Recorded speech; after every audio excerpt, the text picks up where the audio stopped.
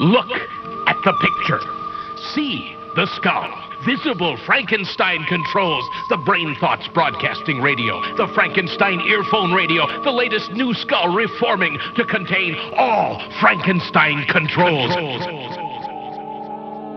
This episode of Frankenstein Control is brought to you by Chef Boyardee. Try our newest holiday special, Oops All Meatballs.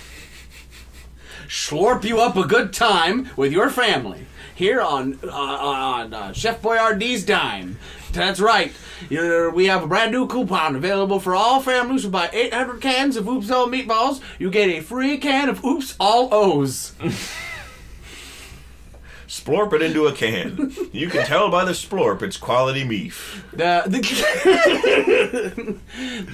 you can look at it in a horrible spaghetti paste that we put all of our noodles into. You'll watch it go through a tube, and it very much resembles red blood cells traipsing their way through the human body on their way to rejuvenating the body with life. Bringing along with them healing and deadly carcinogens to every cell of your body after you have a can of... Now that's if you get the can with the meatballs. Oh, yes. But that's right. Splimp you up some chef. And it's a good one. That's the rebranding. Okay. What do you think? Splimp you off some chef. What do you think, boys? You gonna grab a can? I think it's going to go really well. I literally brought a can of SpaghettiOs to eat tonight after we record this, because that's my dinner that I got from home. Is that in a can of, or like a bag of chips I bummed off Lissa? Is it the kind with the meat bowels in it? Yes, it is. Oh boy, quality meat. This is a good segue to discuss something that I wanted to talk about a few weeks ago, but I totally fucking forgot. Show me. I got brain problems. And it's that we've never talked about the meatball. Oh! An excellent segue. And I remembered that and was disturbed by my remembering of it, and it was like, we should tell people about that. Yes. There is, Ada, you know the most about this. Talk to us, you historian. It was kind of a minor meme for a while back in the day. Probably like 10 years ago at this point. Oh, no. I never saw it as a meme. I only saw it because you showed it to me. Yeah.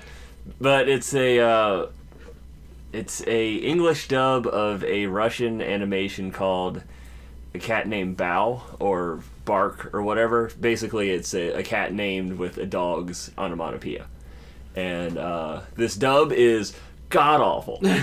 It sucks so bad. None of it makes any sense. It's disjointed as fuck. Yes, it's very confusing. It's slightly like watching a nightmare. Yeah, it has a very dreamlike quality to it, and it's just decidedly not a good dream. Yeah. And you described before I watched it. You prefaced you said, now the voices that they got to do this dub. There was a very low effort casting that you presumed consisted of stiffs they rounded up at the bus station to voice these characters. And recorded in one of those novelty photo booths with the curtain. Yeah. But there's an old cat character that's trying to steal the little cat's food.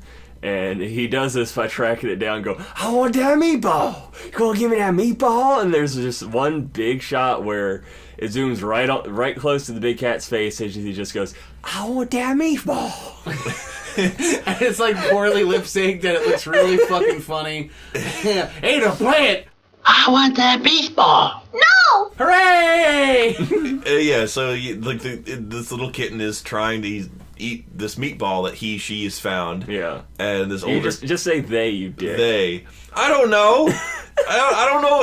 Ada, I'm going on like 3 hours of sleep. Okay. And I was at work for 10 hours today, so feel free to speak for me, but don't chastise me about it.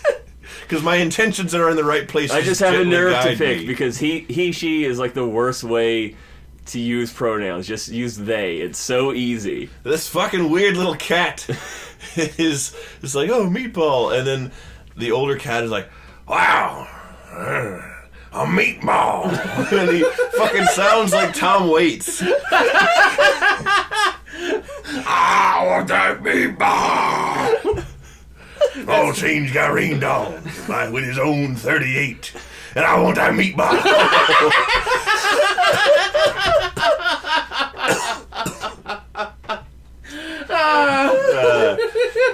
And yeah, as you described there, and then if I recall correctly, the abrupt close up of the older cat comes after like a long period of only showing the little cat and other happenings, and then it's this abrupt close up, and then I want a meatball.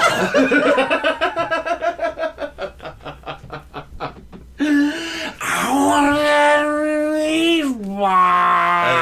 I think he also says things like a meatball. I want to get it. I want to get me that meatball. The thing I remember most is there's one part where he's like continually, it's a long shot where he's continually just like mincingly following this little cat with a meatball, and the cat's like, oh, I want a meatball.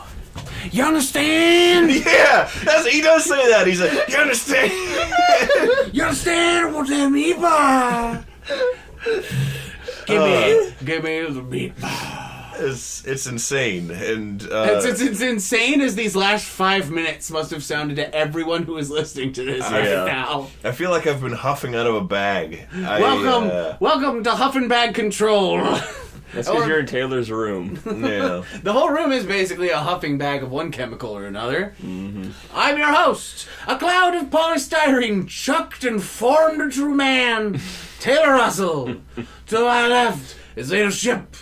I'm a Russian animated cat that will give you nightmares. And in front of me, as always, is B-Rye.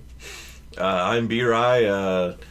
I don't know. I was gonna make a White Russian joke, but why?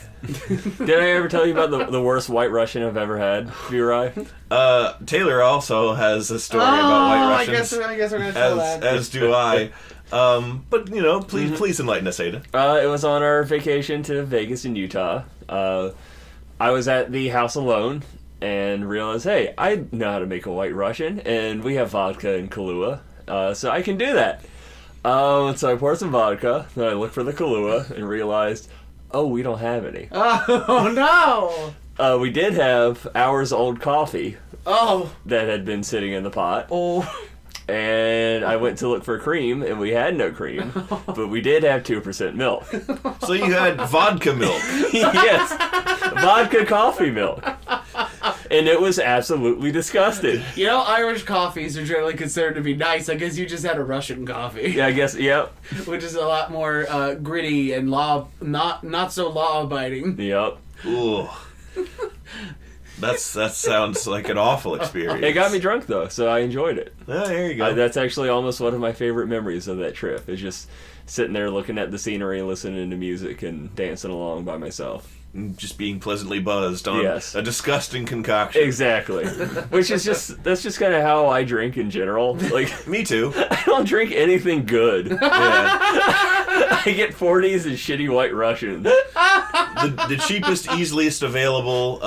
Give it that Steel Reserve. That's a fine choice right there. Is that their Steel Reserve, because it's like $2 for a giant fucking thing of it, and you can get it here in Virginia. You can get one at 7-Eleven.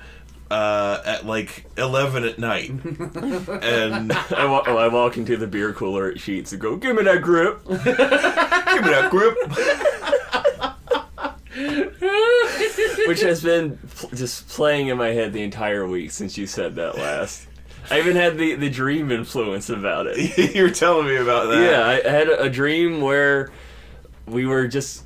You said we were walking on the beach or something. No, I didn't say anything about that. I was in like a some weird prehistoric landscape, and there were just bizarre monsters hanging around, and I was trying to interact with them, and you were just kind of in the background, seemingly upset about all this, just muttering nonsense to yourself. And one of the things you said was, "I got my wallet and my keys." For some reason, that made me wake up laughing. I got my what? I got my keys. That was the entirety of the thought, beginning to end. We should also double back and preface for anyone who isn't aware is that in the video game in the year of our Lord 2003 of Grand Theft Auto San Andreas, the protagonist CJ would say various things as you collected items from the game world, especially from slain enemies. And I'm not sure in street parlance or in their intended facsimile of street parlance that they wrote the lines in what grip refers to, whether it is weaponry, ammunition, or money. But when collecting any or all of the above items from a slain enemy, CJ would occasionally say, "Give me that grip." And it was funny. Give me that grip. Give me that grip. One of the greatest quotes of our time. Yes.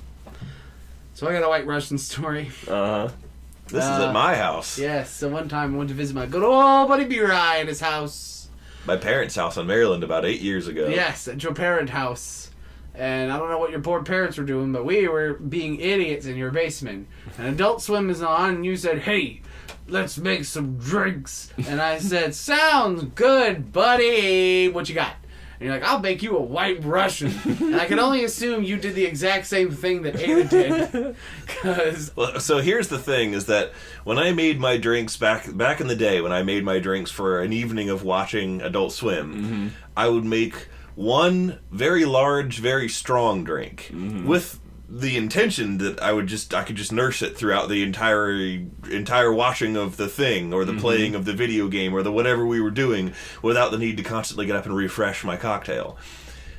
I didn't explain that to Taylor, so I just handed in this giant fucking extremely potent, disgusting concoction.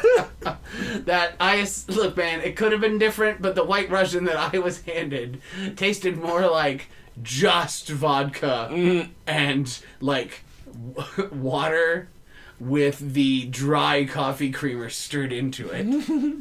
I'm not sure what else. It was Nestle's hazelnut. It was actually creamer. Because that is what my dad always had in the house. Hazelnut.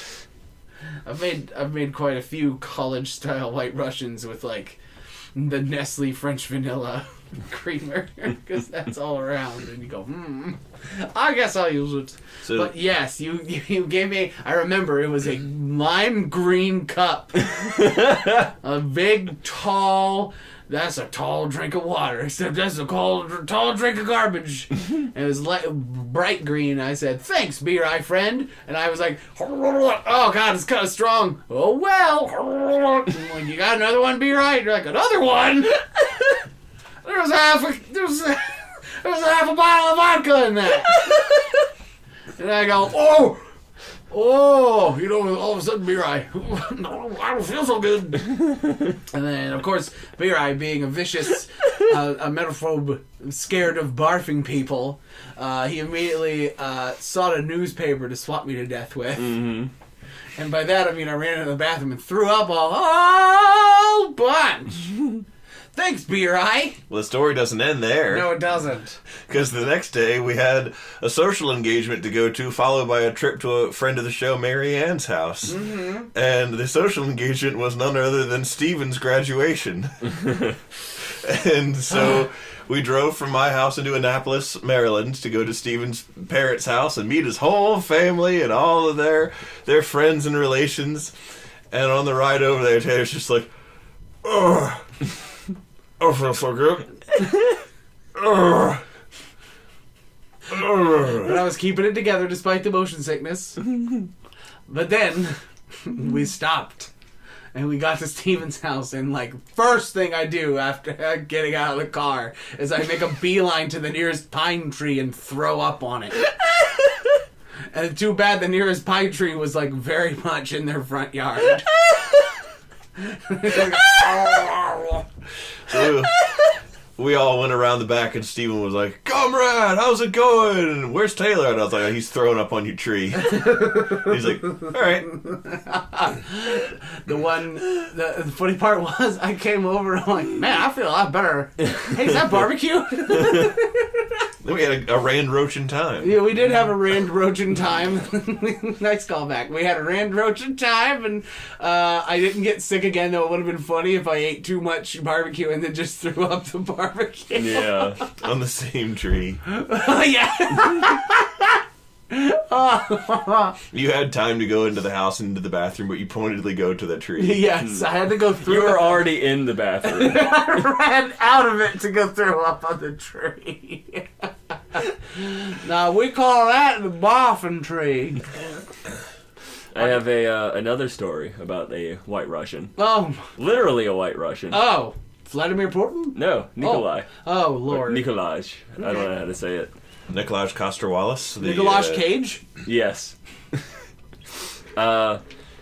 Back in February, when I was looking for a new roommate, because B or I was moving out and abandoning us on our own To get married. like a dangus, I put up a Craigslist ad looking for a new roommate. And in that ad, I mentioned that they need to be LGBT friendly because I'm trans. So I get a couple okay responses, and I get this one guy sends me a text. He's like, "Hello, I'm Nikolai. I'm a Russian foreign exchange student, and I'm interested in the room." And it like woke me up, so I just kind of ignored it and went back to sleep. And then he calls me and starts talking to me, and I don't really want to give him the room because I'm looking for someone more permanent at this point, and I don't want to have like, oh, I'm here for like 6 months or something. Yeah. So I told him I'd like keep him in mind. So he hangs up, thanks me and everything, and then I get a picture from him of him laying in bed and says, "This is my face pic. Do you have any face pic?"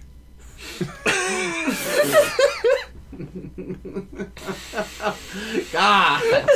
Oh boy! I don't think I've heard this story. Do you have any Facebook, me or I?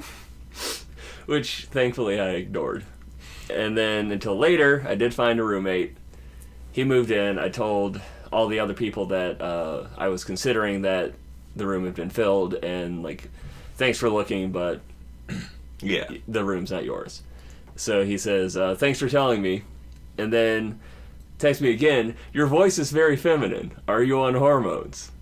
And like, first of all, this is the end of our interaction. Mm-hmm. I told you don't get the room. Stop fucking talking to me. Second of all, no, I don't. Do not lie to me. In the hopes that you will get something. He just wants face pic. Yeah, he just wants face pic. He's making a collage for trans rights. His Nikolaj collage. In Russia, his Nikolaj. Collage. You would have been part of a history-changing mural if you just provided face picking. Yep. I didn't hear any of this part of the story. That's really creepy and weird. Nikolaj. And luckily he stopped after that. Okay. So I didn't have to deal with any actual harassment outside of a weirdo being goofy. I'll have to call the KGB on you, Nico. Speaking of a weirdo being goofy, Kingdom Hearts comes out next month? Speaking of Kingdom Hearts. What about it? What? Excuse me, what? President of China, Xi Jinping. Uh-huh. The guy who looks like Winnie the Pooh? Yeah. Wait, hold on, let me see this figure. Despises. He does look like Winnie the Pooh! He vehemently, angrily despises the fact that he looks like Winnie the Pooh, or is said to. People made memes about it. Like, there's a picture of him and Obama walking together, and like he's pretty short and Obama's pretty tall, and somebody, I guess, noticed he looked like Pooh, so they drew Pooh and Tigger in those same positions. Yeah. And then later, there's like another picture of him with some other dignitary from a different country that looks kind of depressed, so they drew him. Eeyore. Like, he really, like, he's for real cracks down hardcore on any of these memes. Like, you'll end up in the bodies exhibit. If you, alongside Elmer. Yeah. If you, like, post this in China. Like, this is a real thing that he hates and knows about. So because of that, naturally, Kingdom Hearts is a pretty big game. Disney's a pretty big thing, so it's getting its whole international release. So in the international release of Kingdom Hearts 3, Pooh Bear has been censored by turning him into a white blob. What? Like, when you see Pooh on screen, it's just kind of these fat little yellow legs and then a white blob covering him. Is this For the Chinese edition. For the Chinese edition. Is this one of B-Ri's hilarious haha stories? This is a real thing, apparently. This isn't a fib? I haven't done a massive amount of research into it, but everything I have seen about it seems legit. I wouldn't be surprised. Yeah, that would not... I believe that. Mm-hmm. When Winnie the Pooh was asked about how he felt about it, he responded, "Oh, bother." Well, Xi Jinping is, he's known for eating honey and getting stuck in trees, and his worst enemy was a rain cloud, and... Oh, bother. Have you ever seen the GIF that I completely fucking forgot about from the actual Winnie the Pooh movie we all watched as children? Oh, also, this is an aside that I meant to mention. This is true. This is real. Yeah. This is another thing that sounds like something that I, of all people, would make up. But the real little boy, the person who was the inspiration for Christopher Robin, his real name was Christopher Robin Milne. I think I'm pronouncing his last name correctly. I also don't care. But he was a real little boy that was known in some capacity to the author and creator of Winnie the Pooh, and who liked his relationship with his stuffed bear, and based, his... Wasn't he, related to him or something? He probably was. It was I'm pretty sure it was, his dad or son his or his uncle nephew or something like that. It'd be really weird to just write about... May I write a book about your child? Yes, may I write about your child, My please? intentions are pure. That guy, as he grew up, he never sort of... he liked his, relationship to the legacy of Winnie the Pooh, but it was also sort of one of the things you could never outlive or try to have a serious life if that was, something... Ha, you're Christopher Robin, from Winnie the Pooh. Yeah. But they would say in the streets of London. Real life Christopher Robin, he died of old age at, in 2005. Okay, I was about to say real life. I thought you were about to say real life Christopher Robin. Christopher killed himself. No, he did not. He did not, but I will tell you what he did do. Is he came of age during World War II. Oh, dear. And he fought in the Battle of the Bulge, and Christopher Robin killed 28 German soldiers with a Lewis gun. I'm not kidding. Oh my God! Christopher fucking Robin iced 28 of the Führer's finest in the Battle of the Bulge with a Lewis machine gun. Oh my God! Wow. Oh. That's great. Holy shit. Wow. That's really something. He was possessed by the spirit of a bear, a tiger, an owl, a donkey. Kung Fu Panda? Kung Fu Panda. Before we run out of time, I want to shift gears entirely and ask you both about something that you, of all the people I know, I think the two of you would most have an answer for me in this regard. Let's try it. I was thinking about cheat codes and how they're not really a thing anymore. Yeah. And just all my, experiences cheating in games in the past. All the good times in San Andreas with jetpacks and fat guys. Yes, both of those things. And zooming by dudes on tractors at 80 miles an hour because you found the biggest hill in the game, and it turns out the guy at the bottom of the hill was a pimp, and you zoom past him in your tractor at 80 miles an hour, and all you hear is, "Dang!" This ain't bumper cars, motherfucker. Another thing I did in San Andreas, because it was possible to do so, was made CJ really fat. But that's what I'm saying, fat guys. Cut his hair short, and then the default outfit was a tank top, so I gave him sweatpants and flip-flops and just made a black Carl for lock routine. And just went around committing crimes as that. No, but... Shows what you get, Fryman! It occurred to me when I was thinking about cheat codes and the like, that I was like, to this day, I have no idea what exactly the fuck Game Shark was. What? What is Game Shark? What was it? How did it work? Because I remember looking up the cheat codes, and it sounded like they had awesome-ass cheat codes, but it was always for Game Shark. And I was They were... Basically, the cheat codes that you guys are talking about in San Andreas, those are already programmed into the game. Mm-hmm. They're part of it. The Game Shark makes it so the game works outside of how the game is intended to work, and just kind of gives you whatever. So it's like console commands? Yeah, but... A little bit, yeah. Even more advanced than that, because it could do stuff that is not really intended by the game at all. How? So it's like a really advanced. It's just by fucking with the code. It's not a Game Shark, but it's essentially the same principle. There was an action replay code in. Oh yeah, that's the other one. In the game, replay. in the game called Wind Waker, and action replay was basically like the new age Game Shark, right? And there was this action replay code that in Wind Waker it would replace one of the buttons with a jump button, but your character doesn't actually jump as much as long as you hold the button. Link just ascends in a vertical arc. Yeah. And just up and up and up and up and up and up. And the longer you hold it, the farther he flies. And it's just like, this isn't a jump. This is insanity. This is a go up button. This is the scroll of Icarian flight. Yes. Yeah. And like, there are other things like in the Legend of Zelda action replay, one of the GameCube games or whatever. Mm-hmm. I would play it with action replay as a youngin, but only input one cheat, and that was to change Link's toga tunic. There we go, Link's tunic color to white because I liked how it looked. Huh. And that's it. That's all I would do. I just went around as like a ghost Link. You can also do it to pink. I would do that when I was feeling frisky. Okay. You know, Link's hat is pointy, and with a white tunic and the white hat, that he has to be careful because that can look like something else. Oh yeah, the Ghostbusters might get him. Yeah.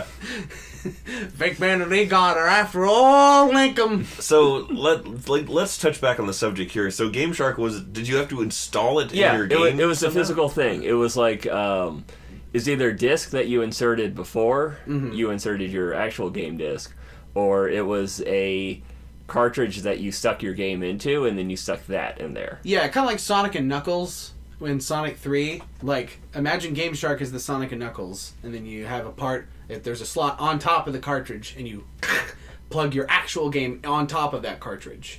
And my cousin had a Game Shark, and I had a Game Genie. Whoa! That was for Super Nintendo, dog. And that was my way of getting all the hot, cool monies in Sim City, because that game is fucking impossible for a 6-year-old. Why the fuck did anyone think that was a good idea? Yeah. And also for Super Mario World, where it just gave me 99 lives because I died a whole bunch because I'm bad at games.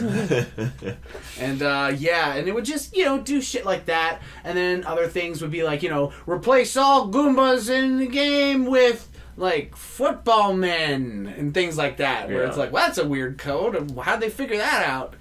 And like my favorite part of Game Shark codes is all the ones that didn't fucking work. Yep. Because you have to spend like 8 hours typing in codes, because the game will boot up to the game, or the Game Shark or the Game Genie or the Action Replay's like menu first.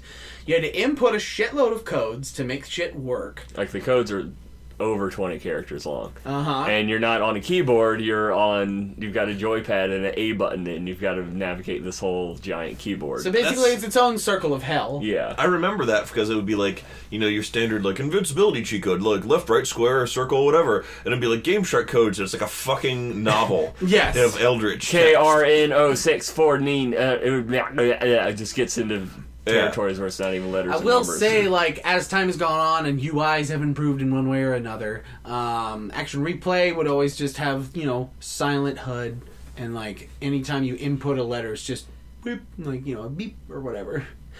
What I loved about the Game Genie was it also had a silent UI, but when you booted it up, every time you switched between letters, it would go... and like that bit crushed Super Nintendo, like, and then when you input a letter, it's like, and you're like, oh my god, I'm a hacker. I am the master. I see the code I'm in. I'm cracking through the firewall. So just like you boot up that game, try and get infinite lives in Mortal Kombat 2 because you suck at games, and it's just.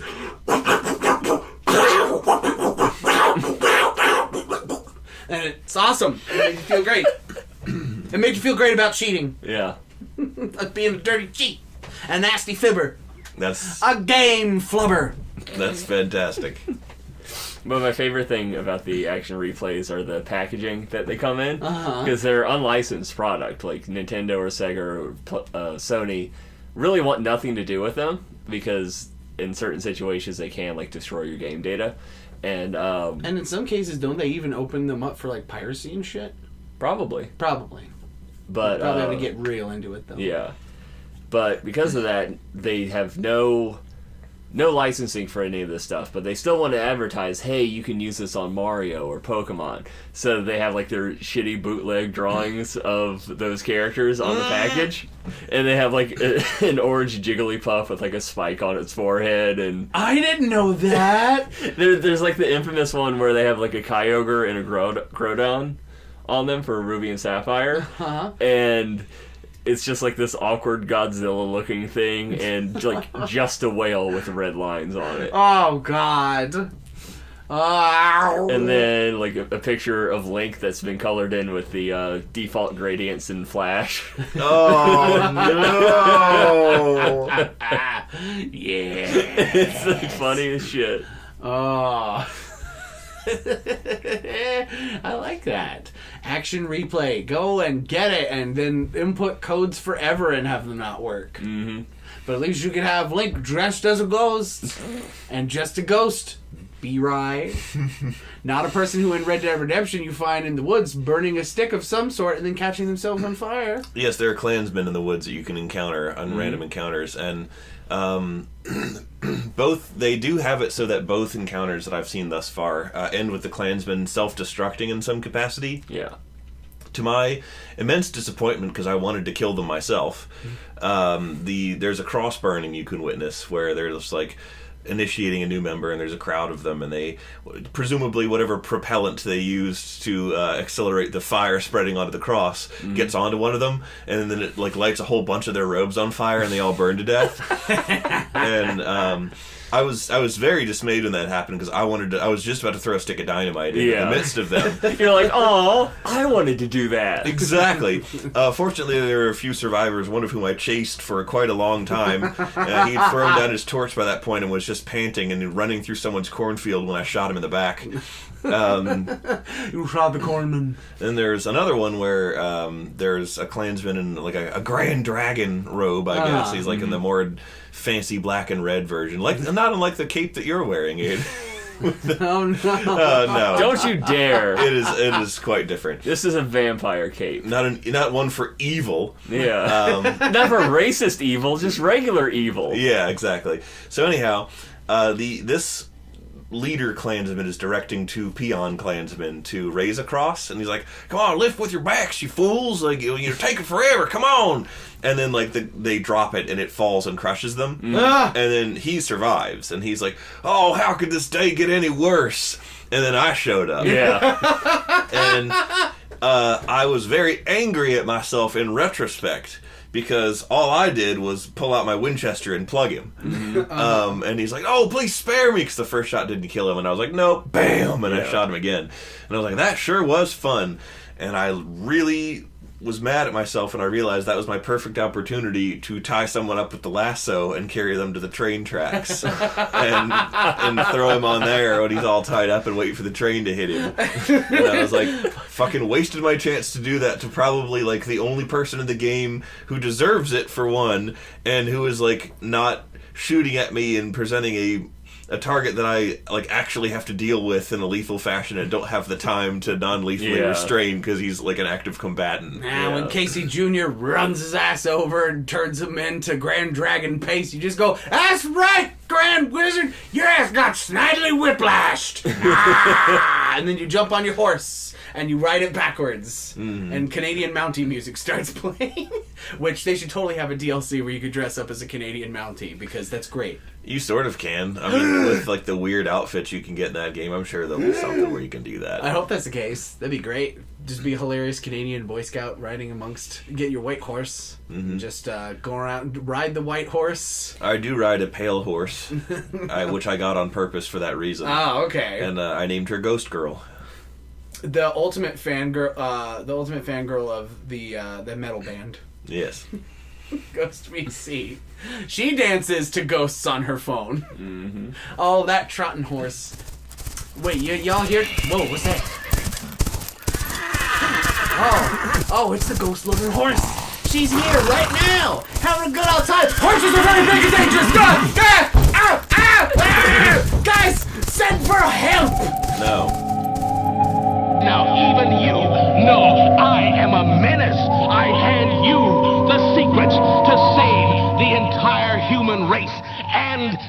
entire universe.